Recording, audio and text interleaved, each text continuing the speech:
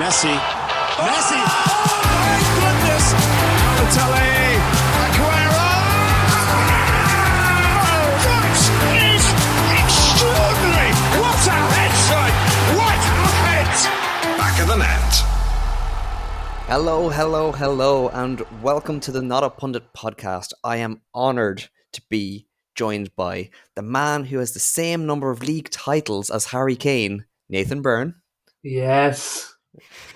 And the man that has as many Premier League goals as Lionel Messi, Conor Glennon.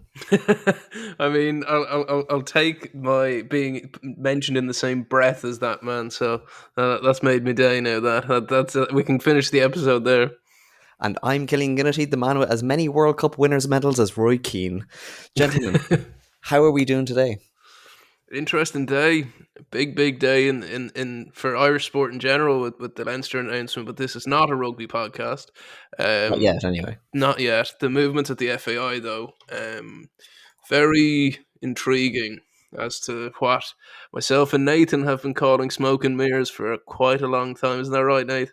Yeah, true. Like we've been calling it for ages, and it all seems to come on the back of a huge weekend of sport. Like I don't think I took my eyes off sport this weekend, which is a good thing, but an exhausting thing at the same time. Well, I think the news today of Jonathan Hill departing from the FAI as CEO is the most surprising, non-surprising news. Like, it kind of felt like it was one of them things that was coming, and if it could have happened at any time, but the fact it came today was just a bit, like, unexpected. Like, there was nothing leading up to it, it just happened. Which kind of got me a-thinking, gentlemen. What's going to come? No one knows, mate. No one knows. Like, we are, as a national football federation, we are in absolute free fall. We don't have a manager. We've been how many months now trying to find one? Everyone's either said no or apparently been approached, and for whatever reason, be it money or just the job itself or having to live in Ireland, has fended it off. We now don't have a leader. We have a director of football who is as embroiled in the chaos in there as anyone can be, and arguably should be following out Hill in the same guise. But then if Mark Canham goes, literally who is left from a decision making perspective in that building? I think the only reason he still has a job is Hill left. And I don't know about you boys, but when you see someone in a CEO position finishing up in a matter of weeks with no gardening leave, that means the man jumped before he was pushed. Exactly, and not only that, he's gone before we even appointed the new manager, which shows, lads, I don't think we're anywhere close to getting him. And I think it's a bit symbolic as well that it happened on the 15th. Some would say just after early April. You know what I mean? Some would say we're in mid-April, mate. We are mid-April, but we know how the FAI operate. But yeah, the way I see it personally is I think a head had to roll, and I think it was Jonathan Hill. I think they made promises. We saw the press conference, we saw what they said, and they didn't deliver. So I think a head had to roll, and I think it was Jonathan Hill. In fairness to Hill, manager search aside, he was already under pressure. Like, there was the Oireachtas committee in the last year where the CEO, I think it was Paul Cook, was asked, like, do you have faith in him? And he just kept saying, the chairman or something. Yeah, chairman, yeah. Yeah. Whereas, like, I have faith in the board. So, like, he has faith in the team, not the man. Which and the fact that he was, like, asked it 3 or 4 times and kept the same answer was very telling, especially with Hill sitting beside him. I remember us talking about it on the pod before, and it was a real it wasn't even what he was saying was the impactful thing, it's what he wasn't, you know. Yeah. So, like, on paper, Hill looked good. Like, big enough salary, like just over $250,000, and apparently another 6 figures in expenses and stuff. I don't think it was ever that high, but there was question marks over how much he was taking. But, like, he was ex-English FA, ex-Wembley executive. It seemed all right on paper, other than the fact he wasn't Irish and didn't have any experience in Irish football. Was he doomed from the beginning? But Probably, you know. is that not the thing though? And I think it's something we can maybe take out of it is okay, he had a bit of a CV, ex English FA, but when they come to Ireland, they may be looking at it a bit. They can get away with more things. They can push people around a bit more. They got more control of it, maybe than say what a CEO for the English FA would have. So I could see how we could get in this repeatable cycle where it's just the same stuff over and over from the people above.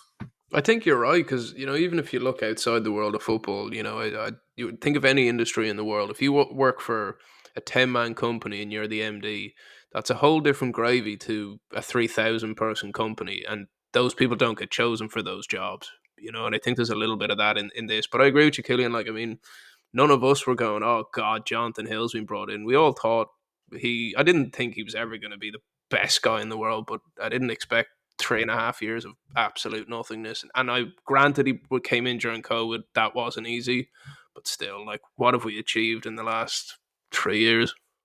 Yeah, like you had a was it a report or a press release kind of going through some of his achievements, and we'll get to them. But it just kind of seems now in retrospect like another false dawn after Delaney that like the starter pistol has gone off, but the race still has yet to start to actually We don't recover even have from our that. shoes on yet. Like Yeah, we're in the locker room. Look, And just another thing, lads, do you not think if they were anywhere near close of appointing a manager that he would have not done this after he appointed the manager? Like, 100%. like that's damning to me is like you would do this after, so it makes him even look that little bit better on the way out. And like, had he pulled off a Lee Carsley and knew his job was still under threat and left, he could go into the shop window looking for a new gig. Going, I brought Lee Carsley to Ireland. Even forget the 3 years and nothing before that. That's what, like, because it's recency bias. like I think we the only thing about the manager search being an impact on this, I think it may not tell us when the manager is appointed. There could still be a manager this week. Unlikely, I but there don't could. think so. But the reason why I'm saying it is because who is going to be the manager, and is it going to be such a letdown that he would rather not be there It's and going to take be the John brunt of O'Shea. it, If there's an announcement this week, it's John O'Shea. There's no one else that it could possibly be. even after the late surge for Ole Gunnar Solskjaer Which being the I would manager? have really, I would Oh have taken no, that. It yes. would have been great, other than the fact the man had no idea that he was being linked and had no conversation since January when he decided he wouldn't take the job. I'm amazed he even took the conversation. I found Well, that I interesting. don't know if it was a conversation with the FAI more than a conversation with kind of like A broker. asking around, kind of Yeah. going, listen, what's the crack with the Irish team? Let me have a look. What has been going on? Like a conversation could have been him and his agent, but his agent Yeah. turned around and go, run the other way, Ollie. And I think the Ole Gunnar Solskjaer link just proved how much we've been taken through the ringer through this. Like it's just link after link after link. Some you'd imagine is a bit malicious, others not. But it's like I don't even know where that link would have come from. Like, is it just say a The Paddy Power Paddy links Power could be getting? pulled out of somebody's hole. Like we No, had it in our I group know chat. that, but like it's just there's been so many that some of them must have at least had like some sort of substance to a more like pressing degree that like talks were advancing. But I, it's I, also a thing for me, lads, that like we could still get a good manager, but because it's taken so long and all these names have been floated and no one wanted it, whoever it is, it's going to be a letdown, even if they're good. Can You we know, get a good manager? Like, I don't I don't know if I agree if it would be a letdown no matter who, because like I think there is some managers out there that would uh still make you go, oh, okay, we got him. Like who though? we're not gonna get him, but like if it was a Lee Carsley that turned around and you could get him, you go, okay, well, yeah, at that this gives me. point, though, I'd just be genuinely, and I know I sound just salty at this point, and what's going on at the FAI drives me mental. But if we did pull off Lee Carsley, I'd be like, what stopped you 3 months ago then? Oh no, I don't think You it'd be know? him, but I mean a manager of his caliber, like if you Oh turn yeah. around with Rafa Benitez, I think everybody go, okay, Yeah, well then that I'd was be worth the like, wait. oh, holy shit, you pulled that one out of the bag. I I think Lee Carsey is like the perfect like one to bring up, as it shows how we've just been dragged down. Because even like say 2 or 3 months ago, we were even discussing whether Lee Carsey should get the job. Now we're like, Oh, we take Lee Carsley any day. You know what I mean? And like we're also talking about Lee Carsley as if he's been the main man in a couple of places, won things. Like this is effectively his first elite coaching job at a senior team. Now, obviously, he's doing absolute wonders with the UK unders team, but it's slim pickings when you really think about it. Yeah, well, like just looking at the current odds, John O'Shea is nailed on. He does seem the most likely. Steve Bruce, Nate, he'd be delighted to know his second. Oh my God, get Brucey in, please. At this point, I know we joke about it, and he's the resident joke of the podcast. But like, I really at this point be like, give him an 18-month deal and see what happens. Killian, would you No, not take Steve Bruce at Ireland? no, Like, Even just for the pictures of him in an Ireland tracksuit. Come on. no, seriously, you would not take Steve Bruce at Ireland. Like, no. cut all the club stuff out of it. You would not take Steve Bruce at Ireland. Cutting all the club stuff out of it, I wouldn't take him at Ireland. I thought he did a very, very good job at Sunderland, so I hold no ill will towards him, even though he came from the place of scum and ended up managing the place of scum. But I can understand why he could be a sore topic between the both of you. You know what I mean? But like leaving out club, like your man, like he's your man. Jesus, why am I calling him your man? Steve Bruce. He's been at a high level in football for a very long time. Yes, he's a dinosaur. Yes, he plays archaic football. But like, we need a guy who has no problem throwing the wellies on and jumping in a fucking field. You know what I mean? Like I think he'd bring something. I don't think he'd be great with young players. And yes, our team is full of young players, but Mhm. I think he'd steady the ship for a while. I don't think he would. I think he'd end up playing terrible football that the players don't like. He'd end up alienating a load of players. Like the likes of Sammy Smotic isn't going to. Oh, he's out of him. yeah. See, I'm not having that where it's like they're gonna play football the players don't like. We're the Republic of Ireland. Like we should be playing football the players don't like because we're trying to achieve results. No, I don't mean like in terms of like just playing like basic football or like old school football. I'm all for that. I just mean he'll end up like he had less than a 30% win rate at Newcastle. He then was at West Brom and lasted all of about 8 months. I will say Before at that, he Newcastle, was at- comparatively to the managers came before, that was probably pretty standard at that point in Yeah, time. and like it's not the Newcastle that is now. You know what I Yeah. mean? Like No, like, and I don't intend it to sound like that, but like he didn't do well at Newcastle, albeit under difficult circumstances. He didn't do well at West Brom in the Championship. He didn't do well at Sheffield Wednesday. He was at. He did terribly by the end at Aston Villa. He had a decent spell in Hull, and that was what 2016. Like you're talking nearly 10 years Yeah. ago. Well, Um, say like the Newcastle, this time in Newcastle, yeah. mm, How bad? Like if you laid that out, how bad of a time was it? I know it got sour towards the end with the fans. I think the ownership Which probably was played. unfair. I think, like, I still Yeah, think the way the fans talked about him was cruel and unfair. and I think the ownership played a huge part in that, like how toxic that fan Yeah. base was at that time.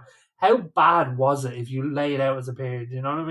Well, he was Like- as bad as, or not as bad as fine as any manager that came before him. Like we had some absolute clangers in there. Like I would have taken Steve Bruce over, God rest his soul, Joe Kinnear, who passed, recently. But the biggest issue for Bruce at that time was he was replacing Rafa Benitez. yeah, and that's the David Moyes situation. In terms of at United coming in after Sir Alex, like Benitez was a manager that we should never ever have been given. The fact that we let a Champions League winner walk out the door is lunacy, and all he wanted was some money, like not even for himself, to buy players. Like I can't lie, lads, and like I know it's been a meme at the podcast, me, Steve Bruce, but I'm struggling how us as Ireland fans can turn our nose at it. I agree with you, Like I Steve do. Bruce. Do you know what I mean? Like I Yeah. don't think we're in any position to do that. Like I really don't. Well, seeing as we've been now on the hunt, talking to everyone, both across the men's and women's game, apparently, and how long ago were we saying Willie Sagnol would be the best we can get, and that has that even been approached? Because he's been on the bookies odds for however long this process has been going on. Well, it was basically all being down to the Georgia versus Greece playoff, and Georgia got to the Euros. So Yeah, why would he come to us? yeah. Beggars can't be choosers, lads. My thing with Steve Bruce is Steve Bruce even by his own metric, is towards the end of his career. Like, I know he's kind of said that he still wants a job and all that, but Oh, but after he's on the 18th fairway. Let's be real, like, yeah, but like after Newcastle, he needed a breakaway, and then he rushed into the job at West Brom, Mm. and it all just kind of went badly. And that it's more that I reckon after a lifetime of giving his time to football, I think he's actually burnt out by the sport, and that's what I'd be more afraid of. In a Roy I don't. Hodgson kind of way, where like he's Yeah, it just go into the sunset. Like, even look at Big I, Sam. I I, wouldn't take Big Sam. Although if it was put between the two of them, I would take Big Sam over Steve Bruce. But I think Big Sam is now enjoying being a pundit, doing yeah, his podcast, podcast, going yeah. like, I think he's now more like, after a certain amount of time, you're going to get done with the rat race of it all. I can understand that, yeah, 100%. But maybe international football's the change of pace. Like, it might be a good change of pace for him. Like, do you know what I mean? Like, I do understand what you're saying, but like, I'm struggling personally to turn my nose up at if a Steve Bruce is even remotely in the Killian, are conversation. you looking at it because we've talked about this before that we don't want Ireland to be the retirement home? Is that the hang up on it? No, I don't mind somebody coming to finish their days out in glory. I think that for him it'd be some kind of trying to prove it to himself that he can still do it, and I think Yeah, that's an issue. Like, Rafa Benitez probably has 2 or 3 jobs left in him. Now I know we're talking about a different caliber of yeah, yeah, manager yeah, here, yeah. but like, if he was coming, it kind of like, say, like when Trapp came. Trapp was retirement home manager, but it was also like, it's Trapp. He still has that kind of energy that's amazing. Bruce You're is kind that of looking kind at of this like, with like a rock star trying to get one more hit. yeah. It's like you're now used to playing basements, and you think this could be your way back to the big time. Yeah, It's no, that's not what we're looking for here. Like, this older manager, like, if we're going to give it to like steady hands, 18 months, the likes of a Neil Warnock, I'd quicker give it to. To be honest though, I don't think if he's even like we don't even know if he's like even entertaining the conversation. But if he is entertaining the conversation, I don't think it's a way to get back because like, do you know, like, I don't think there is another job after it for him. Like, which is probably a problem in itself, but it's a problem I'd rather have than not. Like, not I have. agree. And I'd quicker give a younger manager who has a little bit more to prove, that has had like a bad job or two, and give him 18 months. The likes of a Scott Parker. Really yeah, good. yeah, you have to remember that, lads. We're talking about Steve Bruce like he's 80. He's 63. Yeah, but it's not even about his actual age. That's what I mean with like Warnock. It's the energy levels from, like I know it's nearly, it's like, don't forget, he's also not had a job for 2 years. Yeah, But it's like the energy levels at the end of West Brom versus what you'd want for somebody going into a new job. Just, it didn't look like he was there. It looked like he'd never recovered from Yeah, I the get what you're Newcastle saying. job. But you also did say that he rushed too quick into it. He did. Yeah, Yeah. so that could be a caveat in itself. Just a quick one, lads. Chelsea are beating Everton 4-0 at half time. Oh wow. Chelsea are actually getting a result. What is going on in the world? Yeah. We should actually do, come season's end, a little dive on Chelsea, just because of how bad it was the whole season. Just looking at some of the odds here, though, just before we go back to Jonathan Hill, like, they're all pretty out there, all kind of high odds. Chris Hughton for an 18-monther, I wouldn't say necessarily no. I thought he did decent in the African Cup of Nations. Not good, but decent. I liked him 15 years ago. You know, kind of way. And I think he's a fine Me manager. with Steve Bruce. To be honest, I'd say what you're thinking of Bruce, I'm thinking of Houghton. So I kind of see more your point now. Yeah, Yeah, and like, there's only 2 years between the two of them. yeah. But what is it that like and I like that did put it in perspective there. But what is it in my head that makes Bruce more attractive than a human? Is it just the name? I Like I I think Bruce has, in my head, what makes it more appealing was he was a better player. He has been around, although he's gone through a laundry list of clubs, He was a better manager. Like, he was a better manager, and he's also had more experience. You know, like Houghton was a good manager, but like, his best season was getting Newcastle promoted. which And was like, no easy feat, but like and with a decent team at that point. and at both teams he got sacked, and fans were like, "Why?" Yeah, So like he has, but my thing about him is the fact that he's been in the Irish setup before. So like if you're giving it to a steady pair of hands, well then you might as well have is that a somebody that bad thing though? You know? you could say the same when Big Mick came back, and I don't think that went too badly. Yeah, fair. It went as it was going to, rather than him doing a bad job. Um, Paul Clement is still in the list, but it's like high odds. Jesse Marsh, I don't think it's No, going to please happen. God, I don't want I Ted would take him. Lasso. I'd take him. I'd take Um, him. I'd take him. Steve Cooper. It's like And I know he said recently with 6 to Jesse 1. Marsh that I'd take him, but the more I think about it, I think Get the it's a bit AirPods in. it's a bit Tweedledee bringing in an American to Ireland to sort our problems. Like, Uh, only thing about him is he's managed at a high level. He actually is a decent thinker of the game, and he's young too. young, and he has something to prove. Like Yeah, I'd rather give 18 months to somebody like him that like Steve, is, rather than like somebody that, there's a lot more, like it's a lot better if you have 18 months of Jesse Marsh and goes well, because he might stay on, or you might get a really good compensation fee or whatever, depending yeah. on what kind of deal you do, rather than having an okay decent one with the likes of Steve Bruce. I Because at do the end of it, think you can end I up do with think nothing. anyone half decent who takes this role will have a break clause in it 100%. completely. You know. And the other thing about Jesse Marsh, don't forget, is because he came from the Red Bull system, he's going to have a style of play that you can then kind of, like, if Mark Cavan wants to prove himself as director of football, have a style of play that you can hang your hat on, and getting in a manager like that will give you a style of play that you can hang your hat he on. The is thing, and I so agree with flashy. that. I think though with Canham though, Canham has to know if he goes with a Jesse Marsh and that doesn't work, he's got to go with him when Marsh goes. Yeah, but arguably he should be going now. Oh, So 100%. Yeah, like 100%, 110% he should yeah. be going there. like if you can get them to pay the money for the likes of a Marsh, I think that's a gamble worth taking, because either way, even if it's not him, he could still be going. Yeah. Yeah. Like at least if you're kind of going, I'm willing to live and die by my decision here, you have a bit of respect. You kind of go, okay, he tried it, he put his neck on the line, it didn't work out. Oh well, Which you cannot say about Jonathan Hill in any capacity. no. Did you And say like Steve Cooper there as Steve well? Cooper is available and he's in the odds. Just Oh, it's like 66 to 1 to be amazing. I'd take him. I would too. One that I haven't seen chatted enough about, but apparently he's a very, very good coach. And if we're going to be looking at the likes of John O'Shea, why isn't this man in the mix at the same time? Is Andy Reid? He's done a very good job at Nottingham Forest. Director I, of football, is it? is he director of football or is he coaching? No, he was a coach and he was the interim manager before Cooper. I loved him as a player. Jesus, he was brilliant, but I did not know he was even in the coaching game. Don't know about you, Nate. Yeah, no. I think I just had a football manager lapse there. I think I signed him as my director of football. Of all places, this podcast is gonna be fine. So yeah, he was the academy technical coach, and then he's the head coach of their under 23s. I mean, Um, he's as qualified as John O'Shea is if you're going to go down that road. well, you could say he's actually more qualified because he's been doing it since 2020.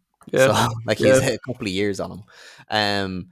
But other names out there, like it's a joke when fucking Tony Pulis is still being linked. Like, and then we're getting we're already up at the hundreds. I always think Vera once Pauw you go Steve past Staunton. 30, it's just betting It's John fodder at that O'Shea, point. isn't it, Well, lads? It is. It's It John just O'Shea. is. 30 stops at like Robbie Keane. Which Like, again won't that's how happen. far. That's how far our odds are now. It's either John O'Shea, Steve Bruce is like 7-2. Then it's Lee Carsley, Keane, Sanyol, Solskjaer, Barry, Poyet, and Robbie Keane. Half of the people have ruled themselves out. Like it's John O'Shea. It's just gonna be. And I hate to say it, but I'll be so disappointed if it is John O'Shea.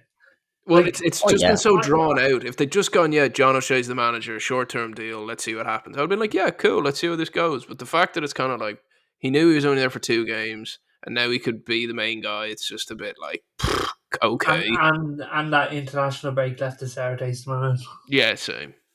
yeah, and like it's like the guy who is currently replacing Jonathan Hill is David Carell, and like for him, is he going to be now saddled with a manager decision that's nothing to do with him, and then we're all going to remember him as the guy that brought in John O'Shea? That's a Um, very good point. I like mean, you have to remember at the FAI though, everything is death by committee. You know, and like there'll be so many people involved in that decision that he'll probably get blamed for it, whatever way it goes. I don't know if he'll have. He may have well have been in that conversation anyway, and that's why he's been put into that role. Who knows?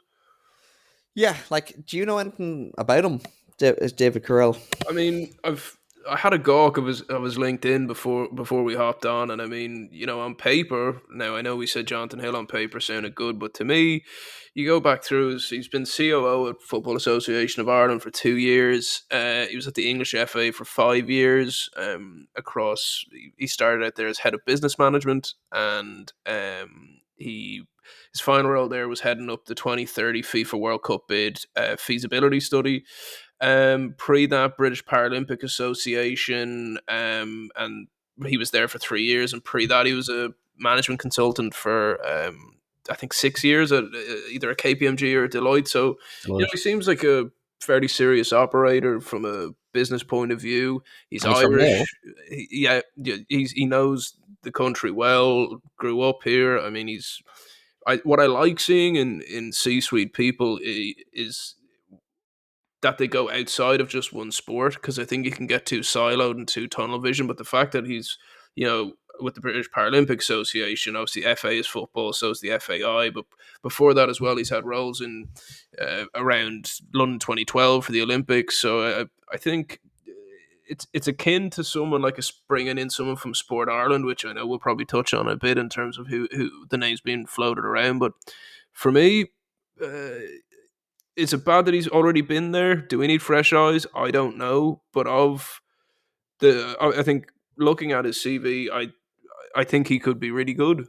A caveat to that CV though is like a lot of the people that will be mentioned with the role will have similar like to me this is me asking you what stands out on that CV to you. I It's a good point. I think you know the one to me that I look at the FAI in a fact that it needs a real, even take out the football knowledge, it needs someone who knows the business of sport. And I think to be the head of business management at the English FA for 4 years, that is appealing to me. From a maybe he's not the guy to be the CEO. Maybe COO is the correct place to have him. In the fact that you know business management and chief operating officer aren't too far away from each other. It's one of those ones. I think this is his chance to take the step up. Can he do it? Can he fill the shoes? Who knows? But for me, on paper, especially from that consultancy background, let's face it, lads. Like we said, we're in absolute free fall. We need a complete overhaul of what the FAI is, and if he can come in with a kind of consultant lens on it to fix the problem as if it was a failing business, I think that could work. My only thing with the likes of any of them kind of positions is like one, they're always designed to make themselves sound as good as possible. So like just because it's a big name doesn't mean you had a big role. Oh yeah, But then the other thing as well is like, yeah, he had 4 years at the FA, but were they like during Roy Hodgson's time when everybody hated the FA and it was all bad feelings? It's like you could be at a right club or the right position, but at the wrong time, and you could have absolutely failed on it. But then you're gonna coast off of the size of the title after the fact. Like, was that a job that anybody wanted at that time? well That like that's another point. is now kind of quite a big one. Like just to go through some of the lists of names. So this is from the Irish Examiner. Noel Mooney, who actually played in the League of Ireland and had been their marketing director, and then went on to UEFA, and he was also chief executive for Wales, and he tried to get Roy Keane into Wales. See that in itself, though, having been a CEO in an FA, and look, Wales had a serious run there for a while, and I think that's an appealing one. But see, they're the kind of CVs that I was saying where, yeah, okay, look, it's a football role, but is he too siloed into football? You know, is it because there's what I'm finding with a lot of these FAs, be it England, Ireland, Wales, Scotland, it's similar enough in the whole committee led, red tape ridden, slow moving Well, organization. I think a bigger issue with him is he was actually part of the John Delaney FAI as well as general Oh manager. So Christ. Oh that's Christ, that eliminates him in my book then. So then there's Sarah Keane, CEO of Swim Ireland and president of the Olympic Federation of Ireland. She's a serious Um, operator, her. and she was in the mix to replace Delaney. Yeah. So she was discussed then. So like, yeah, like basically the only things that got Hill the job instead of her was finances. That like he had a better track history of bringing in money. Ironic, considering it took him 3.5 years to get a sponsorship deal for Ireland. But she would give a bit of political nous. I think it would also be a good sign to both the Oireachtas and Sport Ireland in the fact that, look, we're aware that the FAI needs overhaul, and coming from a Sport Ireland environment, I think that could be a a kind of good potential candidate for it.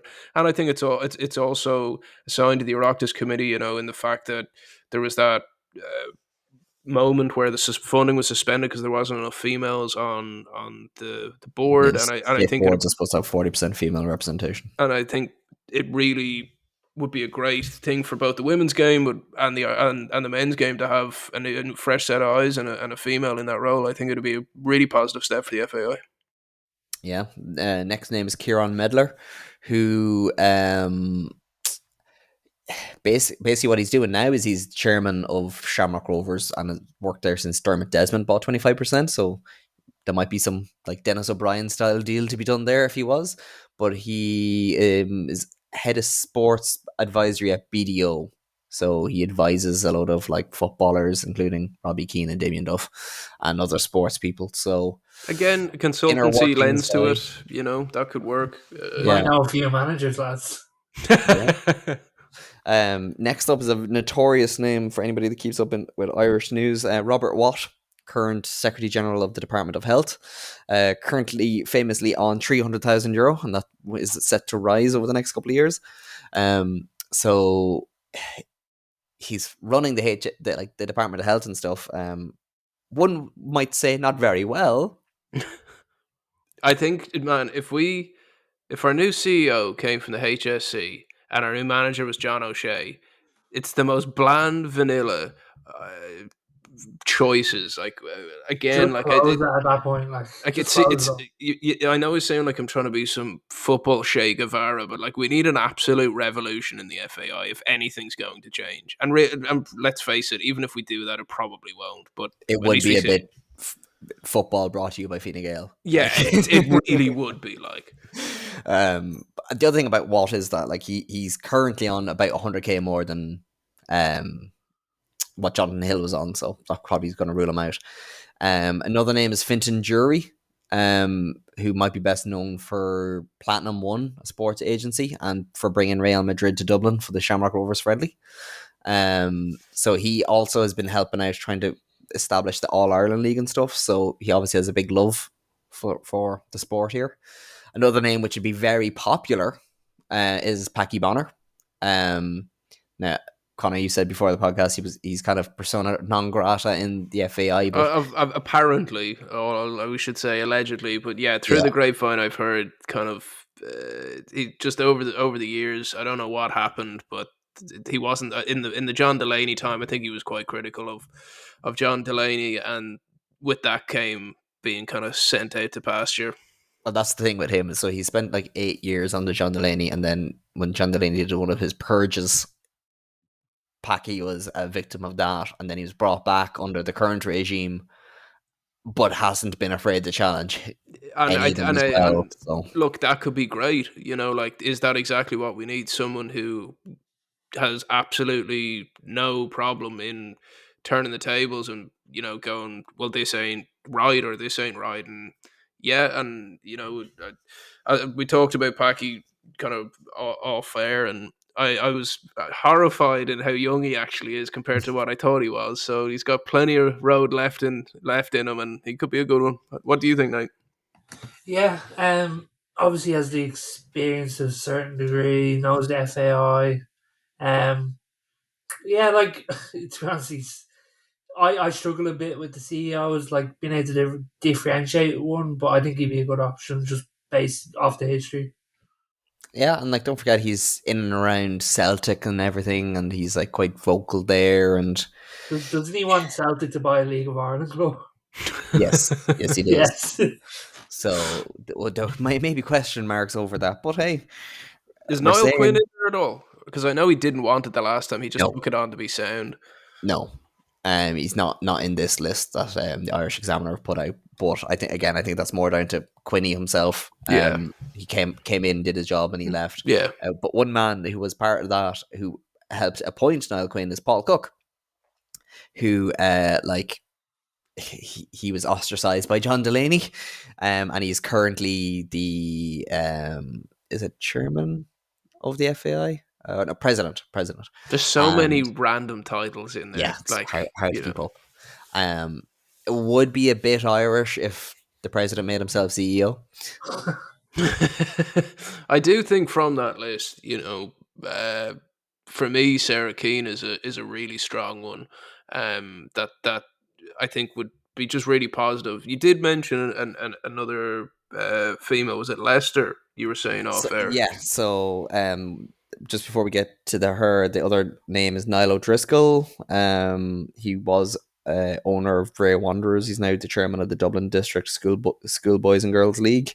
So That he's would one of have some capital for him. If you're coming from the yeah. grassroots, that I think that actually would carry because a lot of the FAI CEO job is local clubs, grassroots. Well, he's also the one that got the finance raised to allow them to get some full time coaches, including Evan Ferguson's father. So there's a bit of nous to him. So he's kind of maybe the kind of guy you want in the building, if not Mm. leading it. But then the name that I was very surprised to see on it, I'd be very excited, is Susan Whelan. So she's from Howth, but she has been for the past 13 years the boss of Leicester City and a key player in the King Power group. So she was there from them getting promoted to Premier League to winning it, back down and probably back up. Um, like If that's not the perfect person, if she can't help us, we're not able to be helped. I no, just don't see her taking it though. I don't either. I don't. It'd be the only world in which she'd probably take is wanting to move home or something like that. But or if she's the leading most Leicester, patriotic human. yeah, like if you've brought Leicester through that transition, and look, they're looking like they will get promoted. They're having a couple of ropey results lately. That's I think making all their fans nervous. But I mean, surely she's now looking at it, going, okay, maybe I could get top 8 Premier League club, and that's probably the vision she has. And long term, maybe a United and Arsenal, who knows? But Jesus, we'd almost need to give her a statue just for taking the job if she took it. And Only thing, also, if you look at it from her perspective, though, if you start working in the national game, it allows you to get a better opportunity to get into like of a UEFA position or a FIFA position. So Yeah, it kind of depends on what kind of like. and that's a job for life if you get them, as long as you don't get caught taking too many brown envelopes.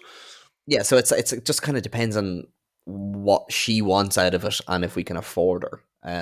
But like anything about any criticisms about Jonathan Hill not being based here enough, I would happily waive to get Oh, somebody like if that. she was like, I'm not moving to Dublin, but I'll, wherever she wants, Manchester, London, wherever the main cities for kind of football is, yeah, go for it. As long as she had a number 2 over here.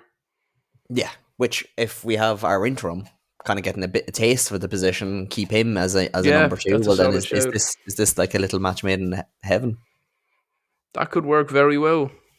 Um, we have to wait and see, regardless. Considering how long it took them to not even get a manager, we could be this time next year looking for a CEO still. But making history in a good sense is Leverkusen, who have not had to wait that long to win the title this year. They got it nice and early, but they've had a very, very long wait to have some success, Nate. yeah, the good guys win. It's one of them stories.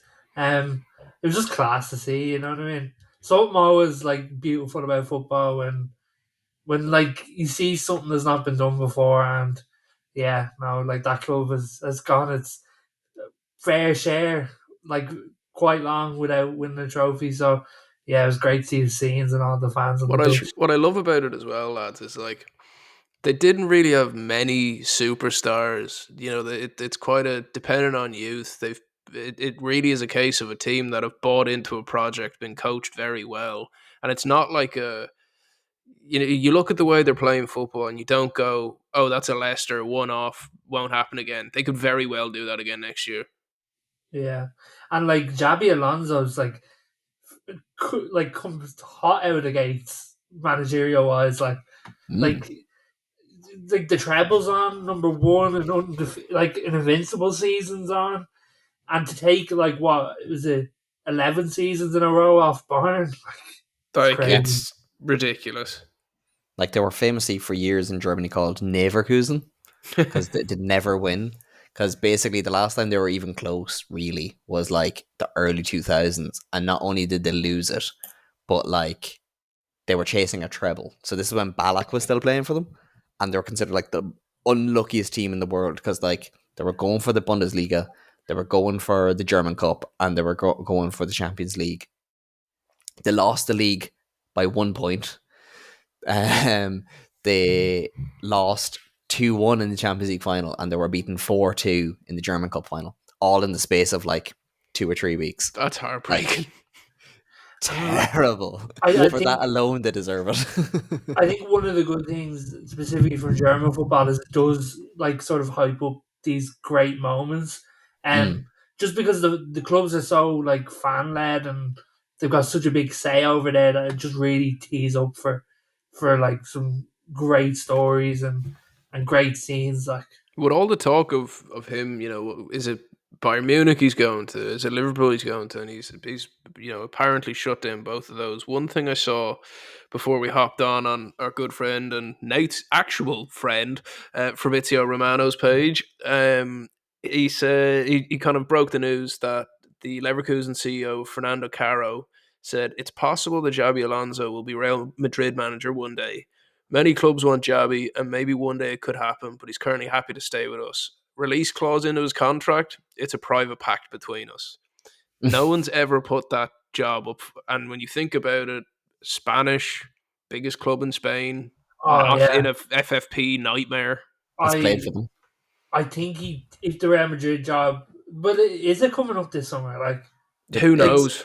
well, it's meant to be. Like You know, oh Ancelotti's meant to yeah, be going to Brazil. like he takes it in a heartbeat, and I'd love to see it. Like, He I had think five very good years with Madrid. Like, I think he's the perfect man for them. Number one, I think it's the perfect club for him to go to next. Like, I really do I too. I understand people going, "Oh, stay with Leverkusen," like such a good, but and I don't mean this in a disrespectful way, but when you've had such a good season, like I think it is the right moment to move on at that point. You know what I mean? And I think And it's like, also not one that, like, going to Bayern Munich, it's a bit like, oh, why'd you do that? yeah, And then, like, Liverpool, no one wants to be the first man in after Klopp. Real Madrid, you could go have a mediocre time and it's not going to ruin your career. and I think the thing is as well is like he's not doing it in a disrespectful way. He's not flirting with Liverpool. He's not Yeah. flirting with Bayern.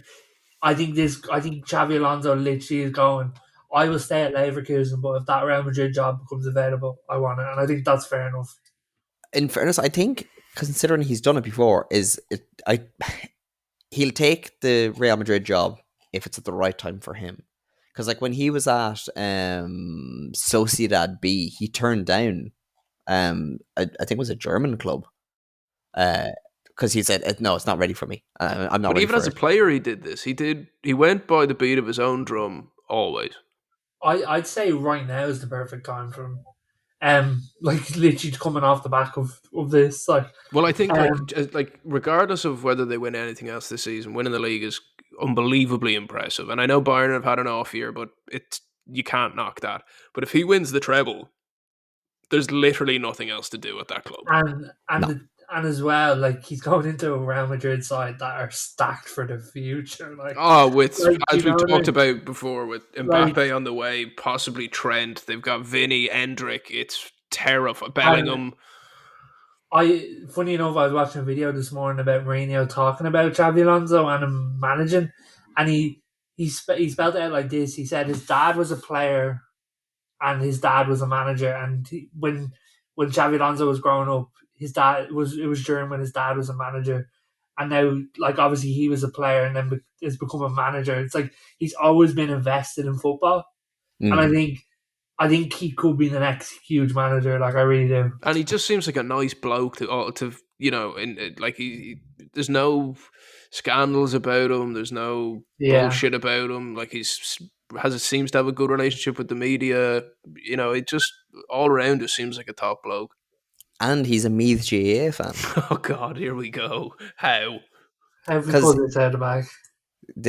he spent a summer in Kells, County Meath, with an Irish family to learn English. So And he thankfully started playing GAA. thankfully it didn't ruin his football abilities. Well, apparently quite the opposite, because as of probably about 10 years ago, he said in an article, I don't know how much kind of like fluffing it was, but he said he does try to keep an eye on the Meath games when he can.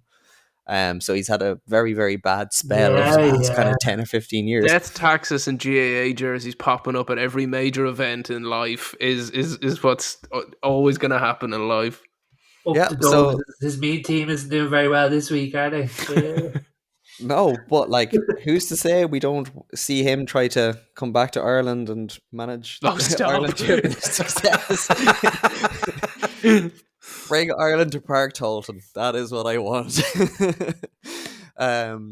Yeah, no, like it's an incredible achievement. Like the numbers are just ridiculous. They're 43 games unbeaten, in Europe so far. Only Like, lost the friendly. yeah, like 43 competitive matches, 38 games, 5 draws, 123 goals, conceding 31. Like, Jesus. that's like if you didn't say who that team was, you'd think that was Man City. And it's such a distinct style of play as well. With the three, Yeah. with the three at the back, the pressing fullbacks, like so unique. And like you were saying before about like the team not being full of like superstars, it's one of these teams that is creating superstars. Like Granit Xhaka has been completely revitalized. Oh yeah. Jonathan Tah has been there for ages, and he's just now kind of coming good after being he was a wonder kid I used to always sign. Victor Boniface was doing well, has only continued to get better. Grimaldo is back on top after being kind of But this is pushed what I around love by about them, and Barca. this is what makes them so likable. They don't have the superstars; they just have absolute grafters. They're creating superstars. That's the bit I love. Like Boniface is now a borderline superstar. Frimpong, the right wing back, superstar now, especially with his pace. Even Fonsu Mensah, formerly of Old Trafford Parish, is having a good season after basically being mediocre up Do until you this do you think, say Alonso stays, do you think that team gets fleeced in the transfer market?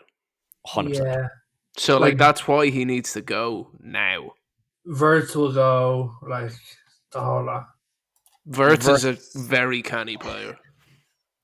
he might go. I will. Come on. I just don't know. With the German players, they'll either just go straight to Bayern, But that's what I or was going they'll to say. stay. How many are they going to nick? Like they have your man, the Ecuadorian guy. Is it Hina Passe or however you pronounce it? He's he could play center or left. He's very good. So you can I could imagine him going to the likes of a Barcelona or somewhere like that. I don't think they can afford him, but you could just picture him in the jersey. They're going to lose one of the defenders because he's on loan from Munich anyway. Stanisic, who I think scored against Bayern. Yeah, I could see Wirtz at Liverpool for some reason. That'd be a great transfer. So That would be very good. Frimpong, I think they'd be doing very well to hold on to him. Is I that don't think they ex-Arsenal will. Frimpong?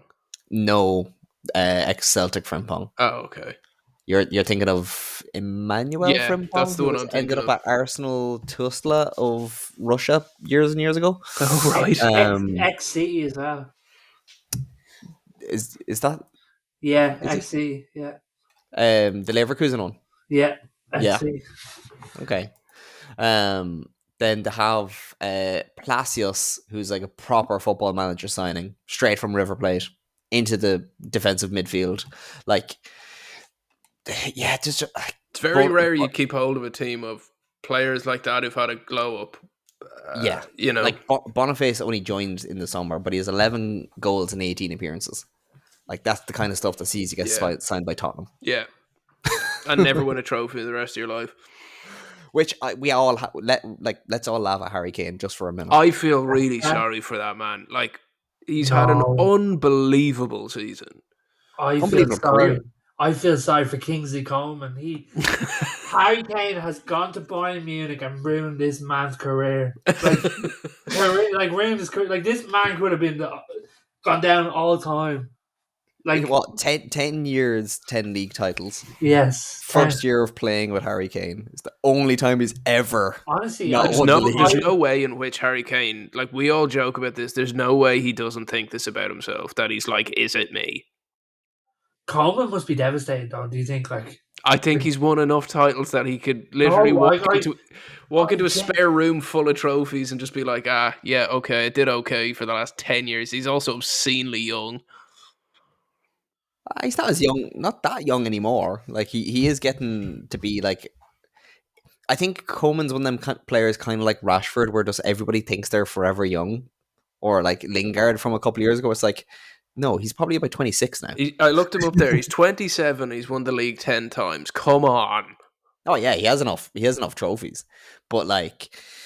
The other thing about him though, where I don't necessarily feel bad for him, was he got all of his transfers done at the right time. Like he went to was it PSG and then Juve and then Bayern, and he did it just like he left Juve just before they became All by the age of Oh. 27, though. Like, it's insane. like yeah. he's won a league title every year since 17. Like, that's and crazy. he has his does he have a World Cup? Yeah, he does. Yeah. No, he has runner-up at the World Cup. Okay, so he wasn't part of the 2018 squad. Yeah, so I don't feel bad for him at all. So like he can live. But one thing it does kind of bring massive questions for is Bayern in general. Like they sacked Kahn, tried to bring in a new board, sacked Nagelsmann, I thought very harshly, brought in Tuchel, has fallen out with Tuchel now. But rumors of Nagelsmann going to be coming back. Really? Yeah, he it's was pretty much Bookie's confirmed. favorite. I'm pretty sure. Really? That's a big move. They're a confused club there. But, like, to be they're- fair, Nagelsmann, when he left or got let go, Mm. him and Tuchel have about the same win rate. Like, you know, if anything, Nagelsmann is possibly higher. I don't know, but like it to me, they were pretty bloody similar. That's mad if they bring him back. I'm just looking at the Bayern squad here. Like, it's a very good squad, but there's plenty of players in there that you're kind of going, why? Eric Dyer. Oh no, Eric he's Dyer. been. I think he is. Well, first Harry Kane needed a friend, so they bought him one. But jokes aside, I think I think he's a fine footballer. yeah, I think I don't he's a think he's bloody. Bayern Munich, but he's fine. Lads. I like him. Lads. I like. Let's have this comment. Like, Bayern Munich is not signing Eric Dyer, like, unless Big Harry phones them and go, "I need a friend." Like that. Like, this might be a joke online, but I'm 100% like I. Only thing about Dyer in terms of that, like I don't think Bayern would have been signing him without Harry Kane, but Dyer is better received on the continent than he is in the 100%. UK because of his Lisbon No, background. yeah, I understand that, but like, come on, lads. But like, I'm just looking through the squad here. Like, there's plenty of players that make you kind of go, "You're good," but Throw like, some names. Who are we saying? Serge Gnabry Had one of them kind of had players his that- time. He was. I mean, I'll forever have loved him in FIFA. But he's not even 30, but he's just one of them kind of players that kind of seems to have like good seasons every now and then. yeah, Choupo-Moting, who like- was the best agent in world football? how is he still there? They have Brian Zaragoza on Never loan heard of him. from Granada. They've only played him 3 times. Like, Musiala is fantastic, and like the fact that I don't think they're making enough of him. Like Konrad Lehmer, who was good for Leipzig, but it's kind of like, like Neuer when he was injured, wasn't it Ulrich backing him up? who's a Munich okay. have this. Munich have a way of they have no problem finding someone who's playing semi decent in Germany, buying them, and if it doesn't work out, they'll just farm him out again to another German club. Like they don't. It's the amount of players that they stick out on loan. Like It Oh is a yeah, but like monopoly. Like it literally is a yeah, monopoly. but like even said the likes of Neuer. Neuer is 38 years old. He needs to go. 38 But in goalkeeper though. Like he could have another he 3 years. no, not when he broke his leg skiing Well, yeah. in the last Yeah, 2 years. but then like the And team's good especially when you enough. consider how he plays. The team's good enough to win a Bundesliga, though. Do you know what I mean? Oh God, yeah. Like I mean, it's Like I think it's good enough to challenge for a Bundesliga. Harry Kane, Serge Gnabry, Leroy Sané, Musiala. But like you're still very dependent on like Thomas Muller, who again is 34 years old. You have other teams that are coming through, and the likes of Leverkusen, who are actually spending time making a good team instead of having just good players. And I think that's the kind of bigger thing with Bayern is like they've got complacent basically. This yeah. I overspent see. on a The lot of thing is, players. I think Bayern Munich had more of a plan than Leverkusen did. I think Leverkusen had an idea of a project, but the Leverkusen thing will always. Well, look at this may come back to haunt me, but the Leverkusen one I think is a short term project. While, Oh but yeah, like I think Bayern will win the league again next year, but just like they got very complacent, whereas they used to be quite good at either with homegrown talent or youngsters that did Bayern's blood through. They have a starting 11, and then they have lads. Yeah, Whereas but like before, like they used to have like a full squad where you're kind of going, oof, their oof. starting 11 is good enough to win Champions League, in my opinion. 100%, and they very may there's every 100%. chance they will because the year Chelsea won the Champions League, Tuchel wasn't playing amazing ball. You know, Like Kane, Gnabry, Sané, Musiala, Goretzka, Kimmich, Alfonso Davies, Upamecano, De Ligt, Neuer. Like that is an that's an outrageous unbelievable team. squad. Apparently, Unbelievable apparently squad. Kimmich is on the move too. But Kimmich is meant to be on the move. Alfonso Davies is apparently going to be on the move. I don't think the Ligt has quite reached the standards that they thought he was Expected, going to. yeah. But they'll Like just go rinse Leverkusen now. You know Sane what I mean? hasn't been as Like Sane hasn't been as good at Bayern as he was at City. He hasn't been anywhere near as good. yeah, but I don't think their managers have done like as good as they should either. Sane nearly got pushed out of Bayern Munich as a whole. Remember that? Mm. I, Like, I, but this is what I mean. Is like in terms of the club as a whole, just seems to be messy, and like I think Leverkusen winning the title is probably like when Leicester won the title, and they did what Tottenham should have done in that year, in the sense that like the big teams had an off year and they capitalized on it. They just did what they needed to do, whereas Tottenham faltered and allowed the likes of a Leicester to actually get the title that should have been theirs. They had spent all the time doing exactly like Leverkusen has, putting in the team, building a squad that can play together with a clever manager, and Tottenham did it Tottenham. Whereas Leverkusen just If Leverkusen held do through. an undefeated season and win the treble, I really think it's one of the most impressive football feats by a manager or a team in recent memory. Yes. yes. I'm struggling at the caveat that it's the Bundesliga, but when you add in the Bayern aspect, yes. When the Bayern aspect is there, but even even look at the French league. Yeah, like Farmers imagine like if someone like I don't know Reims or Rennes or Nantes, whoever, like if any of them did an undefeated season and won the treble, it'd be outrageous. in fairness, if a Lyon or a Marseille, like they're classically bigger teams and they're just so far off the pace in comparison to the PSG. So like, and I know PSG have lost the title very very recently, but still, to be able to do this undefeated is just insane. I, So hopefully, I don't know Alonso will about continue to be the clever guy and not rush into his next decision. a quick one, lads. I don't know what your thoughts are on Tuchel after this Bayern stint, but I'm not as down on him as I probably would be if it wasn't Bayern. I think that place is just a bit of a Cesspit. shit show. Yeah, like I don't know. number one, I don't think the club ever suited him.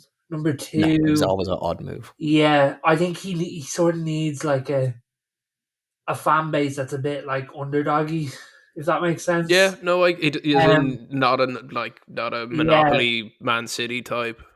It's why not Klopp even worked at that. Liverpool, the same kind of Yeah, idea that kind of like, Not even that. I just think Bayern expect to win every game, and they mm, don't expect to ever be on the back foot. Where that just doesn't suit his type of football. You know what I mean? Um. So like, I don't blame Tuchel for what's happened. I blame the club structure more. well, there's a certain team in Manchester that are of a red persuasion that probably soon will need a manager.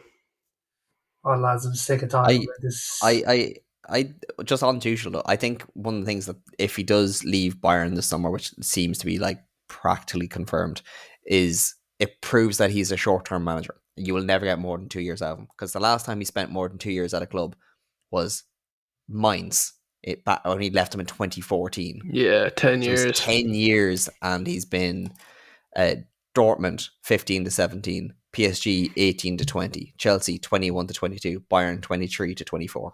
I don't think Like, that's a bad thing though. I Like, don't either. Yeah, yeah, because I think some managers need to be short term managers, and I think it suits the ecosystem of football.